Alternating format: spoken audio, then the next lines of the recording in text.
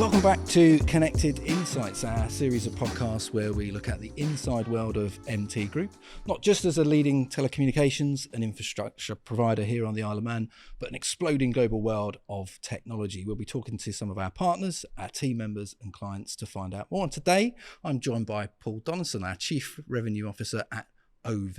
Paul, welcome to Connected Insights. Good to have you here. Thanks for having me.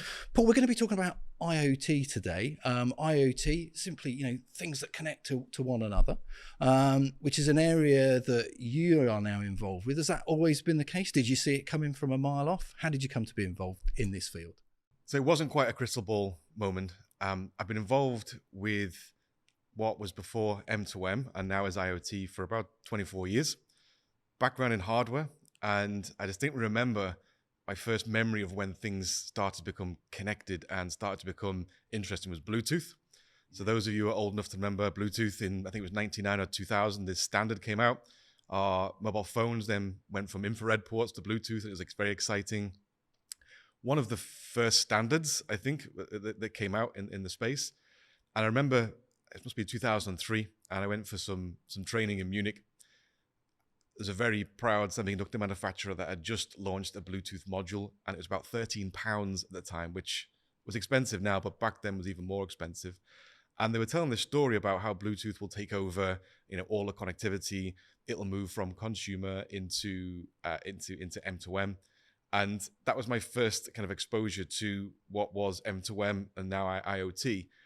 And in parallel, I also remember the first kind of vending machines being connected by 2G. And again, as you saw, the Bluetooth move from a kind of point-to-point or star network, it's now evolved to have low energy, so low power and mesh, which is much more useful to M2M than it was 20 years ago. Back then, of course, cellular on 2G. It was single network. It was vending machines. Their locations weren't great. So multi-network SIMs were born on 2G. And then customers started thinking about, well, actually, this gives me insights, right? This starts to give me an insight into when we should do truck rolls to restock the Diet Coke machine in, a hotel lobby or whatever else. So over the years, I didn't necessarily foresee this, but what I could start to see was connectivity, and specifically Bluetooth and Wi-Fi and cellular starting to connect assets and give that first level of insights to consumers.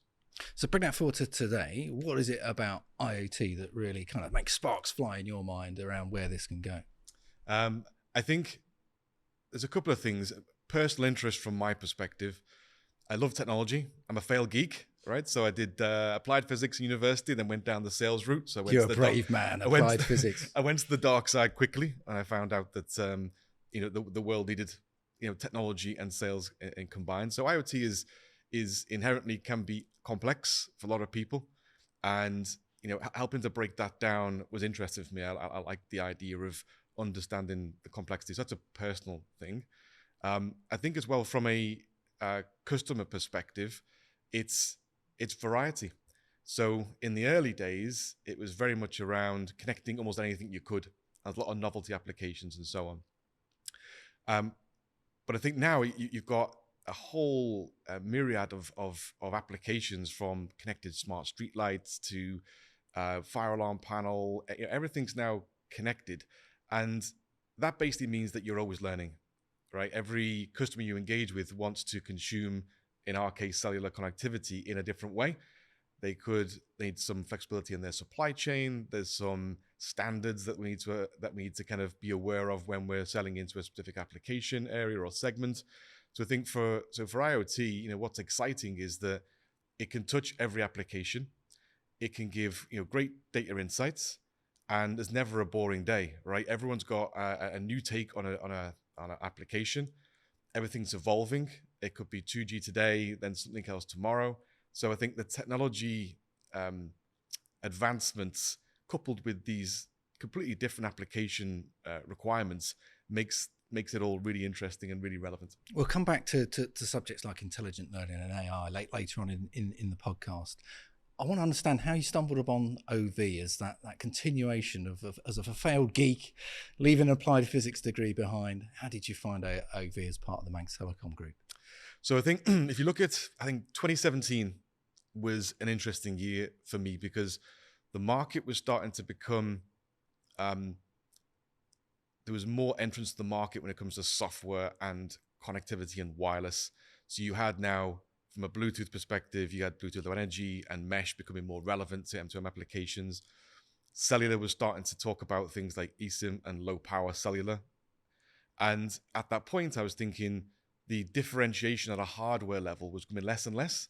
There was, I think at the time, the company I was working for had 6 different vendors for Wi-Fi modules, 8 different vendors for Bluetooth modules, and 5 different vendors for cellular modules.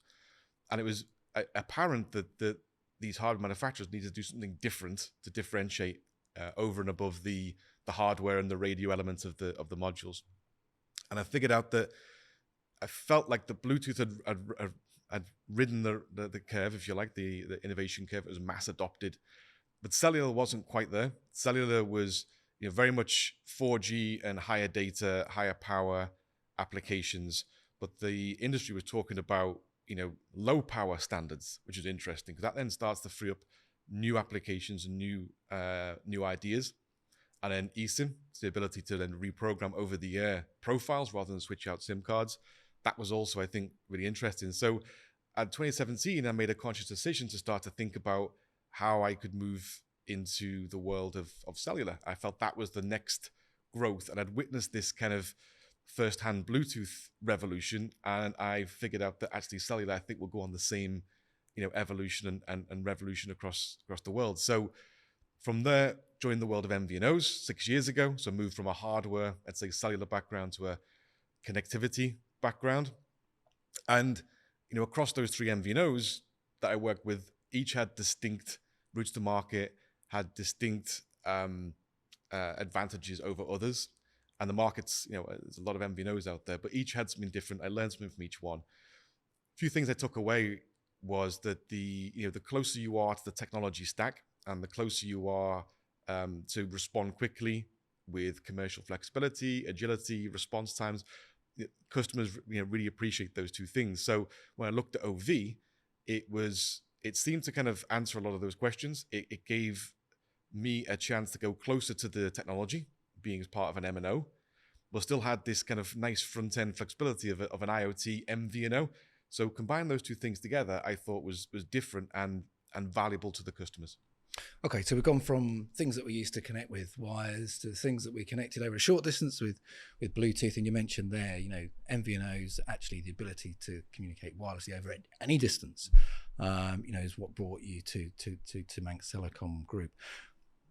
What is it that OV is all about today? We know that Manx Telecom's had a history of over 15 years serving the traveller market with physical SIM. We have a number of roaming agreements. What is it that OV is about, and what is it that makes them different to other mobile network operators in this space? So I think, firstly, being part of Manx Telecom Group gives us a couple of advantages. It gives us access to the direct roaming agreements that have been in place with Manx. You mentioned the consumer side. We obviously the IoT side, but we can leverage that as part of the group. That's great. I think being really close to the mobile infrastructure, network infrastructure, is underplayed. I think a lot of times, that kind of ability to respond quickly, 24-hour, 7-day service on support for customers, to get into the deep dive of why things maybe aren't working, or to give the customer visibility of how to do things better on their side, makes us really a strong proposition for the customer. And ultimately, it's about the customer. All these products and technologies are great, but what does that mean for the customer? Well, it means for the customer that they can guarantee they're going to work with someone who's technologically competent, but also understands the commercial elements as well. And when I look at OV, I think there's a couple of distinct reasons why I think we stand out and we've got our place in the market that's different. When I talk to customers, I talk about one hand on the core and one hand on the customer's shoulder. What I mean by that is that as we are part of the group, we're an MNO, IoT MNO. That means we're close to the stack, right? We're close to the radio access network. We're close to the core infrastructure. And of course we are then close to the people who've kind of are in charge of managing it, right? So there's no hops between us and getting problems resolved. There's no hops between us and the support. We are the support, and that's massively powerful for the customer to know that we are technologically competent. We've got a history of an M&O heritage that we are leveraging, and we have people here in this building, in fact, that help us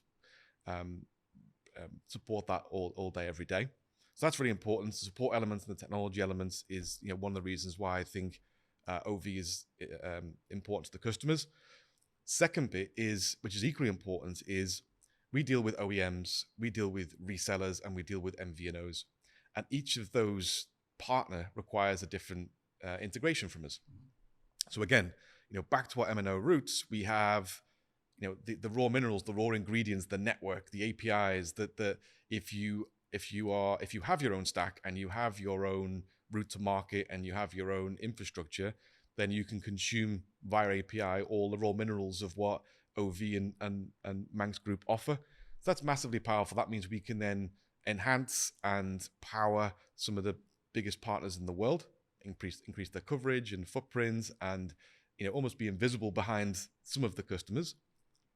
Then some of the resellers, of course, as well, have these excellent front ends, the connectivity management platforms that you can really start to engage with as a consumer, where you can buy SIMs easily and so on, and pay in different ways. So again, they might want to consume a different API integration, so we can integrate profiles, we can donate profiles, all that. It helps to power the resellers and the MVNOs, and of course across that as well, OEMs want the flexibility of being able to potentially or resellers take a platform as a service.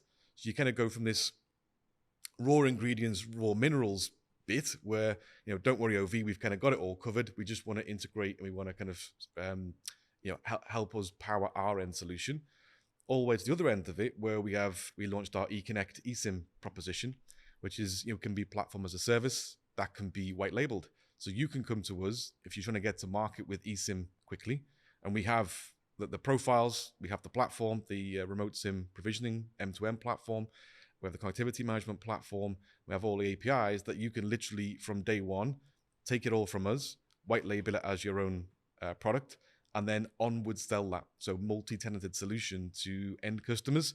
So the combination of having this kind of off-the-shelf platform as a service, one-stop shop in this hand, but also access to the raw minerals and APIs in this hand, means that that's valuable. And they're the two things that I think OV can offer differently from a lot of people in the industry. Just moving away from that technology stack, which allows us to flex, to suit whatever client or partner's needs are. Just in sort of down to earth terms, how is IoT affecting the way we live and work today? Give us a couple of examples. So I think I mentioned earlier about when IoT first came out, there's some really, I'd say, gimmicky applications. And in fact, I did a look last week and I just Googled kind of weird IoT applications. And I found a couple I want to share just real quick before I get to the good stuff. The ones you can't share? Oh, no, I can definitely share these ones. I edited those ones out, so don't worry.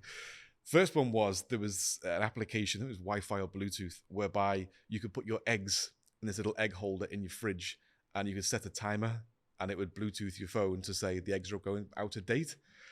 And there's plenty of applications like are almost mainly in the consumer, gimmicky world that did that. I think in the early days of M2M IoT, then some applications were like, if we can connect it, let's just connect it anyway, rather than going from why are we connecting it? What data do we need? And what insights do we need? Ultimately, the applications I like best are the ones that help us solve a real world problem, normally around like environmental or healthcare and so on like that. And there was an application years ago that I came across, and the problem was that it was basically at-home health monitoring, and it was blood glucose and diabetes-based applications. And the solution was, people had to take regular tests of the diabetes, and then they wanted to share that with the doctor. And someone thought, well, we can do that remotely, rather than having to kind of regularly come in or do blood tests and so on like that. I'm thinking more for people who are a little bit older, my mum, for example, who wouldn't want to go to the doctors every week to be checked and so on. So the application was this little kind of device which was cellular enabled. And the idea was you tested your diabetes level, it tested it, and then measured the required data points, and then transmitted that via cellular. And it did it on a low power network. And then the advantage there, of course, is a battery-powered application. You plug it in, charge it, but it's battery-powered, so it has to last for a while. It can't run out in a day. it was saying a month or 2 months of battery life. So all of a sudden it enables, older people to stay at home, measure the blood glucose or diabetes levels, transmit that back via the cellular network to be remotely monitored, and then only actions needed as needed. Or if they didn't do it, then it would send an alarm signal to say they've not tested their blood glucose. So I'm always interested in applications that solve anything to do with health or environmental. And actually, there's lots in the marketplace now, which is good. Yeah, I mean, from blood sugar to things like irrigation systems, air quality monitoring. There's all sorts of things that in the past we might have had to have been in situ, recording results, even plotting them on a bit of graph paper. We're of that age, and now, of course, it's all in real time and transmitted in real time. And we wanted to touch on things like AI and intelligent learning. So it's not just kind of record and send, or receive and transmit. Actually, now some of the most exciting stuff is where actually intelligent information can be derived from what we monitor and measure, and actions can be created. I mean, that is getting into the world of, for some people, a scary world of, well, hang on a minute, something non-humans making a decision that might impact on humans. What about that area? So I think there was a trend over the years that kind of, you connect it and it would just stream data back, and it would all be analyzed in the cloud and actions done there. But over the last few years, you've seen now this trend towards machine learning and AI at the edge. This is the catch-all, if you like. And why it's different now is that there's companies bringing out small pieces of software that sit on these cellular modules that sit at the edge that can do some really intelligent things. And not just a if then send this. We're talking about it doing a lot of the analysis and decision making at the edge application, rather than having to kind of check back in with a cloud or a human and so on. So you'll see things like tiny ML, tiny machine learning, and so on. These now are fitting onto small cellular modules that are LP1 based, so low power, battery powered applications. So that's really exciting, because you've now got we've all heard about AI for years, right? And the robots are going to get us and all this, right? And still waiting for robots in the home to do the cleaning. It was promised years ago. But we have got robotic hoovers now, and lawnmowers have seen them as well, right? Exactly. So I think AI and ChatGPT have all started to bring this to the fore, right? This conversation about AI and so on, but specifically with applications. I mean, back in the olden days of the vending machines, it was Diet Coke is empty, please send person to fill it up. But now you've got a lot more sophisticated and more complex decision-making done at the edge, where it isn't as simple as something's wrong, send an alarm. It's now, if it's an alarm, then do this, then do this, then do this. So I think it's already starting to be present in IoT applications, the consideration of this machine learning and AI at the edge. And again, the more that is converged into the hardware. So we talk about us as a cellular provider, but the more that is, the hardware's integrated into the processor or the cellular module, and the more the AI and ML is integrated in as well, then you can start to see that becoming really powerful and low power and mass deployable. And that's the interesting thing. I was going to ask you, are there specific areas, specific verticals where IoT really has its place, or is it more horizontal, right across any number of applications? I think you touched on it, but just expand on that more. Is there any areas where IoT doesn't have a place? So I think IoT has a place where it can increase efficiencies. If you look at IoT, it's a horizontal play, right? It's technology and it's product, whether it be the SIM card integrated with the module and so on. That's all technology play, which brings low power and brings extra reasons why the customer want to use it.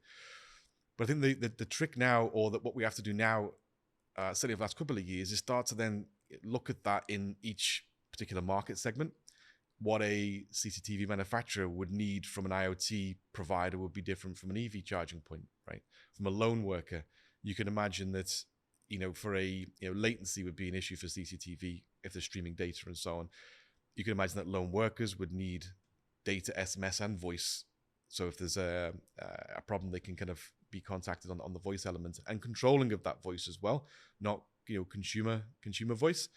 So I think what we're starting to learn now, I think, as cellular providers and MVNOs and MNOs, is that it's no longer okay just to kind of say we've got 5G and we've got this and we've got that. That's the starting point. It's then almost, what are you trying to solve Mr. Customer? What does your supply chain look like? What does your roadmap look like, right? We've seen a lot of customers starting with Bluetooth, maybe moving to cellular for the first time. That's a big trend that we see. And if you've gone through the steep learning curve of Bluetooth and Bluetooth Low Energy over a 10, 12-year period, and your company now says, right, Gav, you're the engineer, you need to now move to cellular, that's a big step, right? To go from Bluetooth stack, the chipset, the antenna design, the software, they now move that into a cellular module because low power cellular is now here, right? And the networks are starting to become more available, so that the engineers and the have to now adapt to, well, now start looking at cellular modules, right? So we need to be mindful of that. And also, if you're a purchasing person at a customer, in the past you just bought a chip and it was 50 cents and you bought 10,000 and that was it.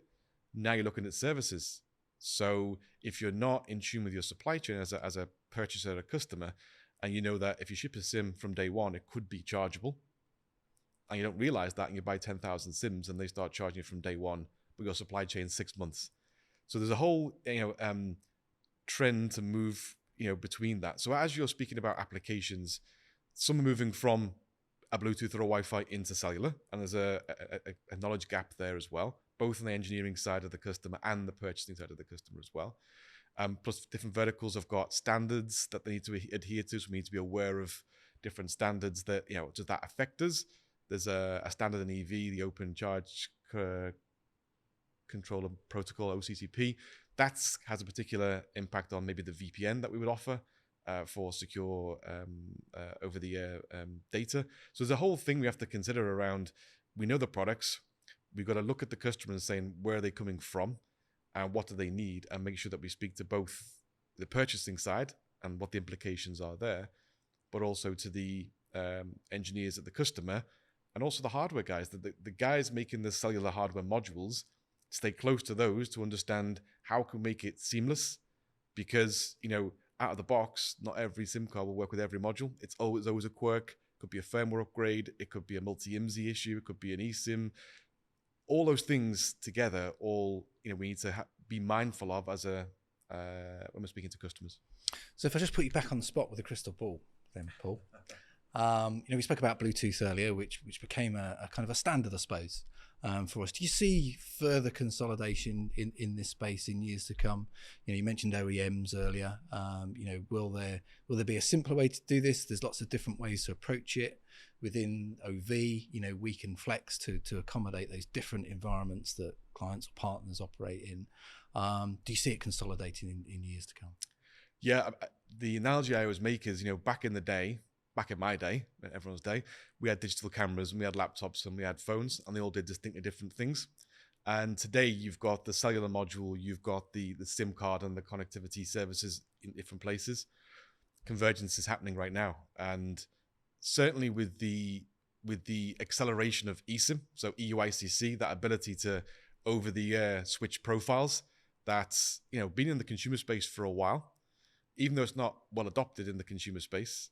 What that means is you can move from a plastic SIM to a little chip SIM without having to be locked in. And that's the big concern. If you're manufacturing something and you're sending down a manufacturing process line, a bunch of components that are all reflow soldered automatically on the printed circuit board, and you still got this plastic car sticking out the side, it doesn't make sense from a manufacturing perspective. But in the customer's mind, they're saying, well, if I move from a plastic SIM to a chip SIM, then I'm going to be locked, right? You can't desolder SIMs as easy as you can take them out. And that's where this EUICC and remote SIM provisioning standard comes in. And the advancement of that from the current standard to the new standard next year will make it far simpler to switch networks for the IoT customer. But beyond that, of course, you look and think, well, why do we need a SIM card at all? It's a secure element. It has some memory and has obviously some inbuilt security. And you can now see in the marketplace iSIM. So iSIM now, you can imagine inside a module, there's a radio chip. Inside the radio chip, there's a little secure enclave, if you want to call it that, which is a fraction of a millimeter. And in there will exist our profiles. So that's already happening today. It's as it becomes more standardized, it'll become more adopted. But all the cellular module guys now are starting to look at that as an evolution of their of their modules. And with that comes by default the ability to switch profiles. You can't do otherwise. So I think that's something that's exciting, and what's going to converge, already is converging, but will be, I think, mass adopted by customers. And from a customer perspective, they just buy the component and they get the data plan with it or as part of it, and it's all kind of pre-integrated and pre-tested. So that's going to be, super interesting. We're already seeing ML and AI. I mentioned earlier, right, that you're seeing cellular module manufacturers partnering with companies that produce software stacks for machine learning. It's already in the marketplace now, already happening as well. So you can see this two elements coming together. Other elements, of course, is security. And we haven't mentioned that, right, on this podcast so far, but massively important. And something that wasn't really standardized even in the consumer world till a few years ago. We're seeing now a GSMA specification, IoT safe, starting to be adopted and starting to be used in the marketplace. So it's about defending your application. It's how you can securely handshake your device with the cloud. And that goes across a little bit of hardware elements, a little bit of software elements as well. So that's starting to gain a lot of pace as a standard. So you start to kind of get excited about a world that's got modules with integrated SIMs. Everything's reprogrammable over the air. Security is becoming standardized with IoT safe. And then you've got this low power LTM and narrowband versions of 4G, which will then be adopted into the 5G specification. That means battery powered cellular applications can now exist. So with all those things together, convergence is already happening. It's not something that's it needs to happen. It's already there. You'll see in the marketplace you get modules today and data services that will bring all that together. That's what's super exciting, that we us as an MNO, IoT MNO, is we see all these things converging. We work with all these partners and we try to help them integrate into a seamless solution for the customer. So exciting time ahead, I think. Definitely. And fascinating to hear how OV is at the edge of that. Thank you for sharing your story up until this point. Exciting to hear about what's coming in the future. And thank you for watching this episode of Connected Insights. You can find more about OV at worldov.com and give them a follow on LinkedIn as well. In our next episode, we'll be looking at the world of eSIM, which Paul mentioned a couple of times there. So thanks again for watching and hope to see you again soon. Thanks.